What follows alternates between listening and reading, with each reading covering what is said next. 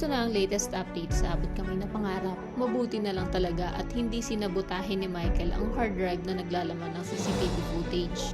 Pero dahil nga may pagkapaladesisyon ito, ay mas minabuti niyang ibigay kay Zoe ang kopya ng CCTV footage imbis na idiretso ito kila Josa.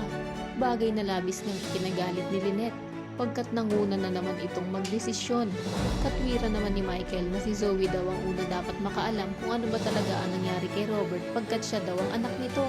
Galit namang nagpaliwanag si Lynette na kaya niya ginagawa ang mga bagay na yon ay dahil para na rin kay Annalyn.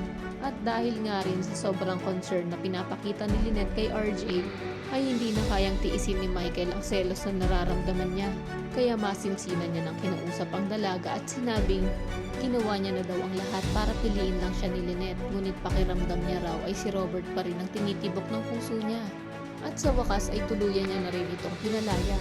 Kaya naman sana ay magising na si Robert dahil pag nagkataon ay maaari na nilang ipagpatuloy ang naudlot nilang pagmamahalan.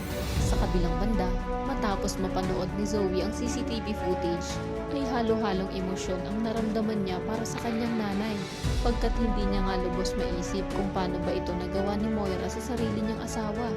Samantala, awang-awang tinitingnan ni Zoe ang nakaratay ng ama habang pinapangako pa nga na ipaglalaban niya raw ito at pagbabayarin niya si Moira sa ginawa nitong karumal-dumal dito. At dahil wala siyang ibang mapagsabihan ng problemang dinadala niya ngayon, ay mas minabuti niyang magpakalango muna sa alak upang pansamantalang makalimot. Pupuntahan naman siya ni Moira at parang basang sisiw pa nga na hihingi ng sorry sa nagawa niya. Ngunit pilit lang siyang ipagtatabuyan ng anak niya. At paulit-ulit pa nga siyang tatanungin kung ano at sino daw ba ang dahilan. Kaya nagawa niyang pagtangkaan ang buhay ni Robert.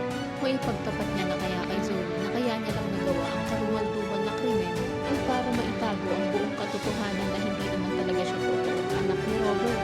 Yun ang mga dapat mo pang abangan. Kaya naman kung gusto mo pa ng mga latest updates na tulad nito, ay pakiclick naman ang like at subscribe button.